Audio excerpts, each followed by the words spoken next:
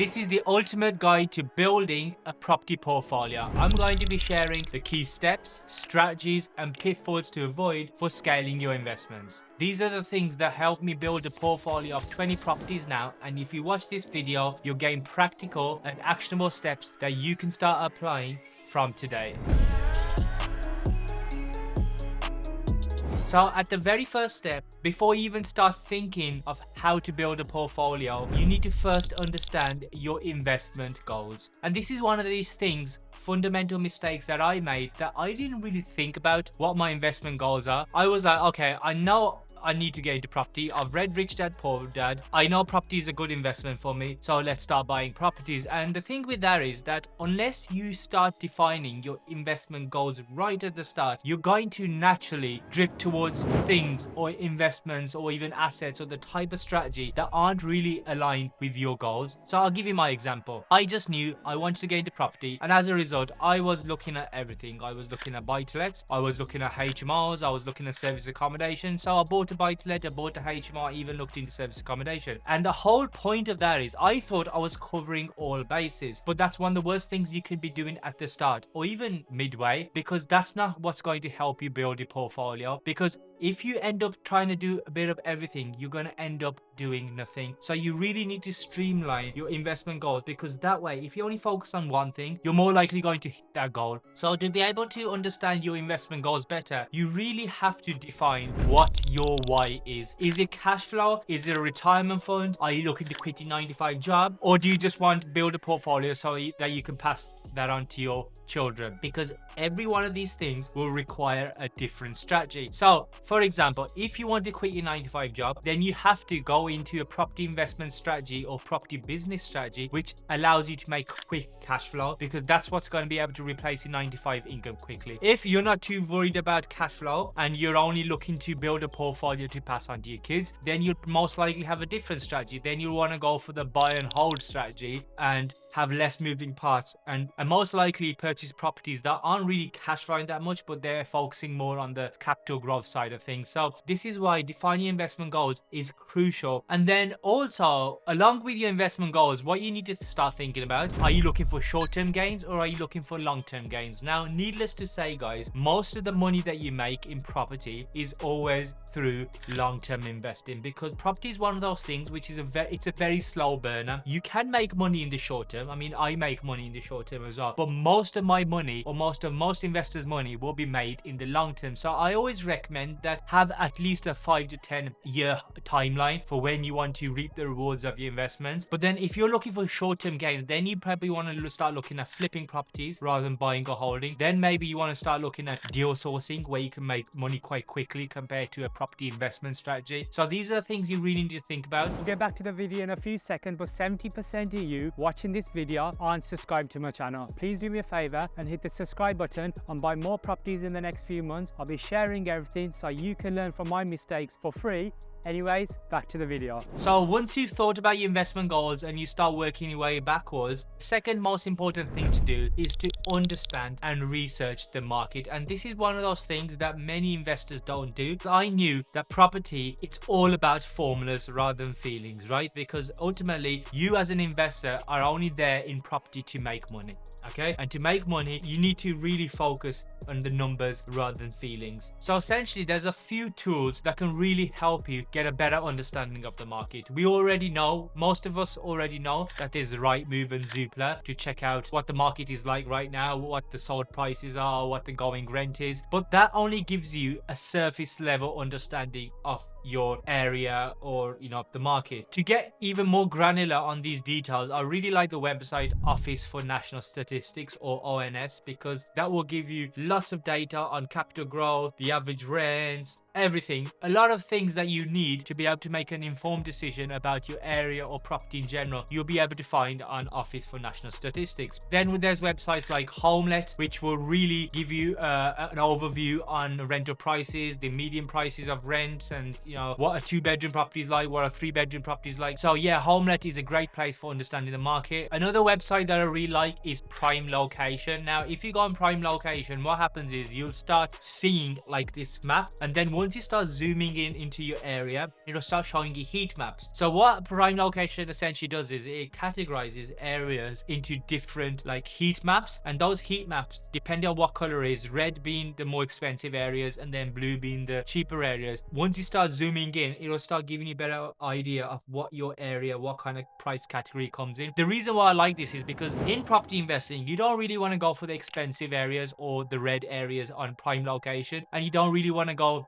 on the blue areas because they're too cheap. That's where you're going to get the the problem tenants, and the capital growth is going to be less. So really, you want to be going in these sweet spot areas between the reds and the blues, and Prime Location for that is very good because it really starts giving you an understanding of what kind of areas where the numbers will work. If you can locate areas that are up and coming, you're going to make a lot of money. Manchester is a prime example. Leeds is also a good example right now, where there's a lot of things happening, and even Birmingham, because where there's more things happening, more money is flowing. So it's basically a money cycle, and those areas will always tend to do better than areas where there's no regeneration happening. You can also go on the council website and find out more about regeneration and development plans, but I personally don't like council websites because they all seem to be like dated, and their user interface is just not very good. So just go on Google and it'll give you more information. And the reality is, guys, I've said this so many times in my videos, that money is made when buying a property, not selling, and it's so true. And once you just use these websites regularly, you'll have a much better understanding. Not only will you become a better investor, not will you only make more money, but you're going to be more confident in decisions. When you're more confident, you can take action a lot quicker because there's less doubt in your mind. So always come prepared, always understand and research the market before you're doing anything. And then the third step is building a power team. I'll admit, when I was looking to get into property, I kept hearing everyone saying, build a power team, build a power team. I'm like, what the hell is a power team? It sounds something like out of the Avengers. But it's not too dissimilar, because a power team is a collection of people that will help you get to your goals a lot quicker and help you build that portfolio. Because the reality is, guys, the most successful investors, or even just normal investors, the difference, what I've noticed between the ones who actually end up scaling the portfolios and the ones who just do like buy 1 or 2 properties, right? Because this video is all about building a portfolio. The difference is that the successful investor, or the one who has built a portfolio, they generally have great power team. Because just like business, just like anyone else, I always give this example that Elon Musk, the most successful business person right now, the richest man, he's not there building out the Tesla himself. He's not fitting the tires in. He's got a team to do that. He's not the one who's designing the product, even though he may have an influence on it or a major role. The reality is Elon Musk, Steve Jobs, Mark Zuckerberg, all these great business people, they understand that best results come from building a team because it gives you the most leverage. They are relying on a team of experts to get the job done for them. They may have the vision, but ultimately you can only execute that vision when you've got people who will be able to carry that out, right? And property is no different. So what kind of people should be in your power team? At the start, essentially you'll need an accountant, because an accountant will be able to set your limited company up. If you don't want to do that yourself, they'll be able to give you some tax advice on whether you want to,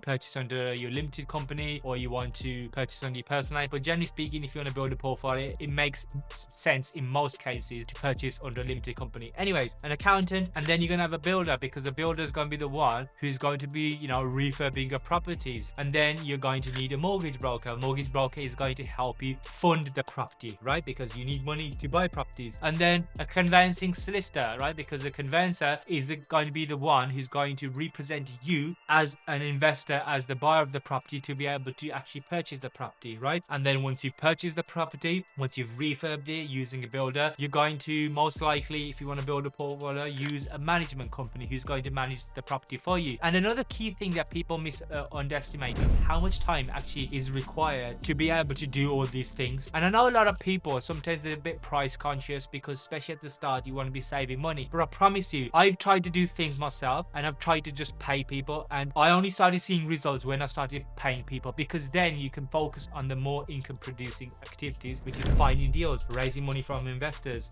all, even creating content. All these things that make you money, you need to be focusing on and leveraging the other non-income producing activities to a team of experts, because they're just going to do better than you. So unless you've got lots of money in the bank, then eventually, if you do want to build a portfolio, you will need money, and you need a lot of it, right? Even if you have a lot of money and you want to build a portfolio, it's most likely that you will eventually run out of money, right? So the next step is to start thinking about financing your portfolio. And essentially, when you talk about financing your portfolio, to some people, it might seem like this complicated, this overly complex process. But the reality is, it sounds more impressive than it is. Financing your property, all it means is just figuring out how you're going to buy the property, and then once you bought the property, like how you're going to go about doing it. And the good thing about property is that there's not actually that many choices to go about doing this, because if you're purchasing a buy-to-let, then you'll need a buy-to-let mortgage. But if you're purchasing a buy-to-let that requires a refurb, then really you only kind of have 2 or 3 choices, which is you either use your own cash and purchase that way. Most people haven't got that, and that's why they resort to a bridging loan. A bridging loan has its pros and cons. It's quick, you can get a decision done quite quickly. They're not that picky, but of course it comes at a cost of it being pricey, more price. If it's more expensive to loan money, then essentially it's a bit more riskier than a normal buy-to-let mortgage. And then you have other options like joint venture partners, raising external financing, even like borrowing from your family or friends. So really, there's not that many choices when it comes to financing your portfolio. But the thing that I do recommend is using a mortgage broker. We've talked about mortgage brokers in the Building the Power Team section, but the reason why you need a mortgage broker is because if you start doing it yourself, unless you've come from a finance background and you're already in the property industry, then it's most likely that you won't have that many options. And that's a good thing with a broker. A broker,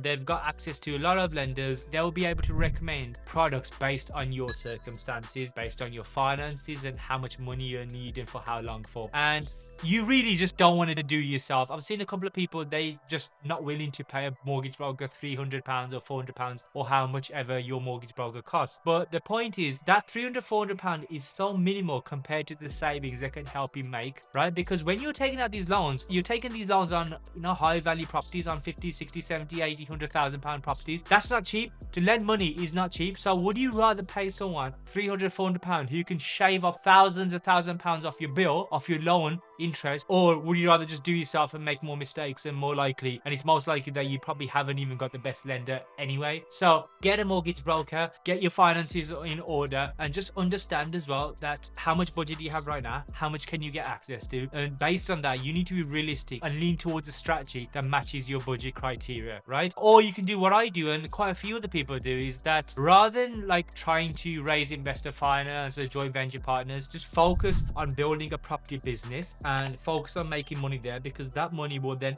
enable you to reinvest into assets. For example, I have a deal sourcing company, and over the past 12 months or so, we've made over £1 million in that. So, we've made some money, and as a result, I've made money. With that money, then I'm investing in the profits. This is the hardest way to do it, like building a business, a property business, but I feel like you have more in control, and obviously it comes at pretty much no cost because you're not paying any interest to anyone. But whatever route you go down, whether it's borrowing from friends or family, using a bridging loan, or using your own cash, you just also need to be realistic at what you can really afford. Because if you've only got £50,000 in the bank, then and you can't get access to other private funding, right, or any angel investors, then it's very unrealistic for you to think you're all of a sudden going to buy a £500,000 property. So I do always say this as well, that your budget kind of determines the strategy that you can do, especially at the start when you don't have access to a lot of money. So just bear that in mind, work your way backwards, and based on your budget and your lending capability or access to money, then you can figure out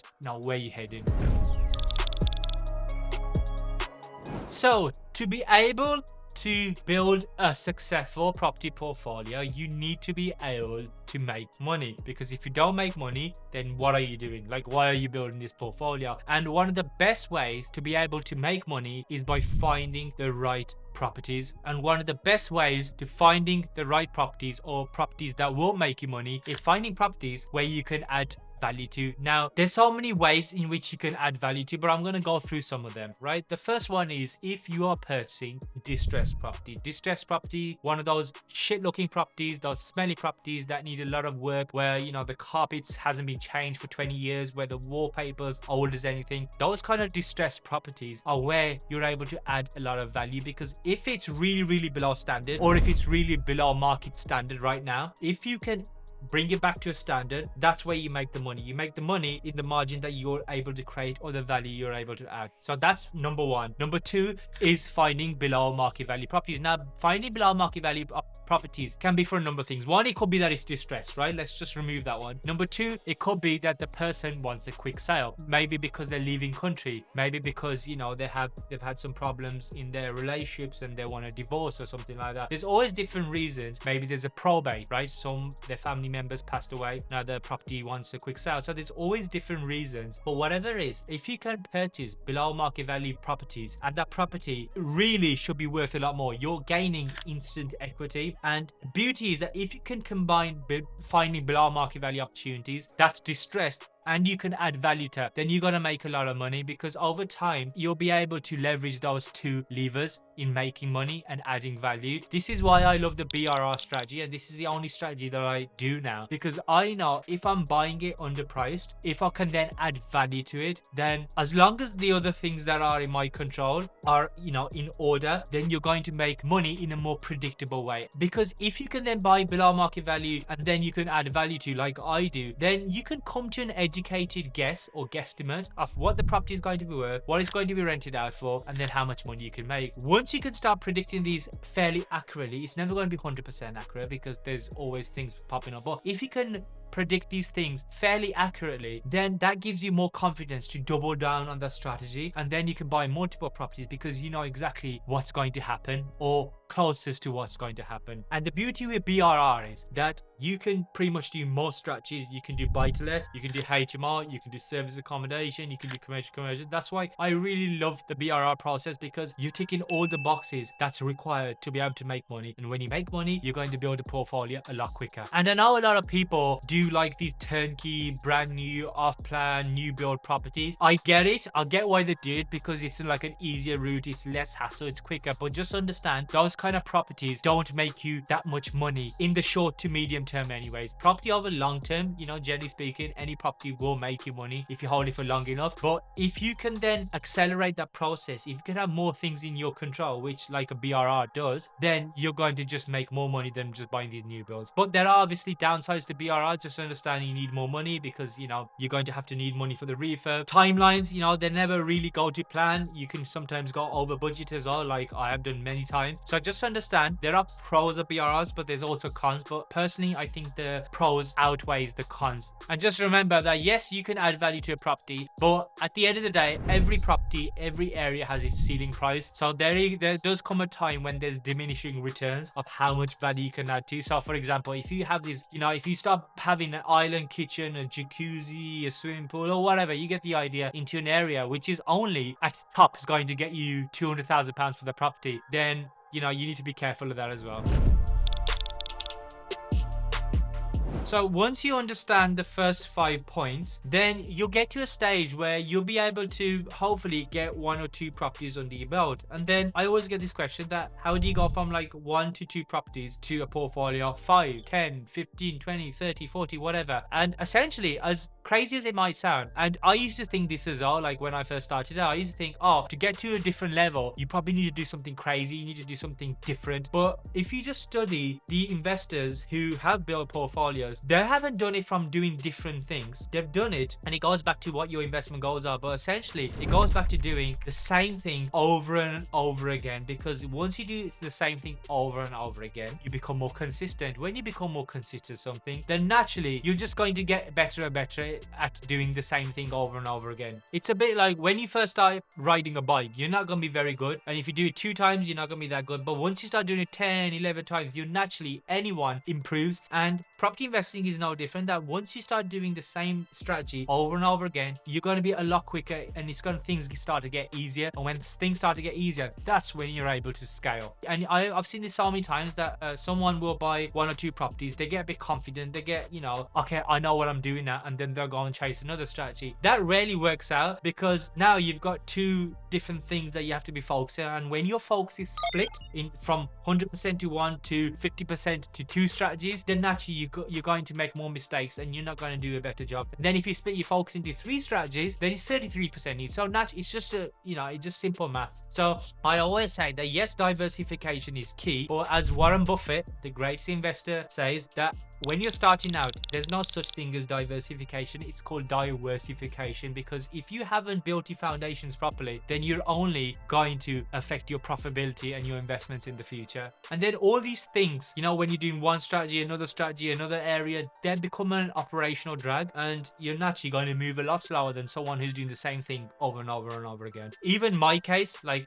I've already mentioned that when I first started, I bought a HMO, I bought a buy-to-let and so on. I started to see real results when I focused on one area and one strategy, which was buy-to-let in the Northeast. And people ask me this, that wouldn't you ever invest somewhere outside, like for example in London or even my hometown in Wolverhampton? And I always say this, that things are like, it's taken me a few years to get to this stage where like property now is becoming a bit more straightforward for me. It would be silly for me now to jump into another area just because I've kind of done a good job in one area. I'm one of those people that if it's not broke, don't try and fix it. And this should be no different to you as well. If you really want to scale your portfolio, then just focus at the start. So those are essentially the way to build a profitable portfolio, because if you just follow everything in order and you actually take action with commitment, then there's no reason that, as long as you're patient, that you will not build a successful property portfolio, because all of these things are key when it comes to growing your investments. But if you used to ask me, out of all of this, what are probably like the most important things? One is, for me, is to focus on one thing and always be looking where to add value. And if you want to see how I add value, I'm going to put up a video which is a buy-to-let transformation of one of my latest properties where we've added lots of value, and that's how I was able to make money. Go watch that video and I'll see you soon.